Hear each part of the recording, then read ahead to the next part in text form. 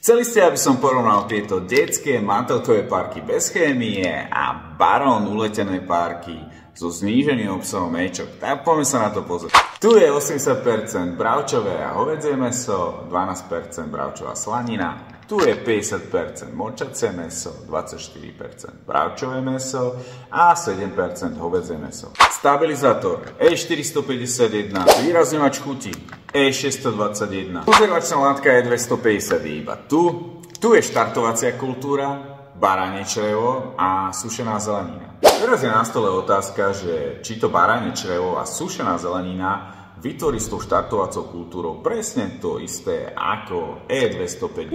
Dusitany obsiahnuté v mastných výrobkoch vedú vzniku silno karcinogénnych zlúčení. EFSA v roku 2023 dospela k záveru, že úroveň nitrozaminov v týchto potravinách je problémom pre všetky vekové kategórie. Francúzska agentúra pre potraviny ANSES potvrdila existenciu pozitívnej súvislosti medzi vystaveným dusičnanom a dusitanom prostredníctvom spracovaného mäsa a rizikom kolorektálneho karcinómu, čo je rakovina hrubého čreva.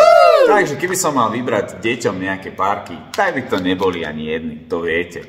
Aj keď tieto bez chémie vyzerajú o dosť lepšie, je tam štartovacia kultúra a sušená zelenina. A vy by ste ktoré dali svojim deťom? Bez chémie alebo uletené párky?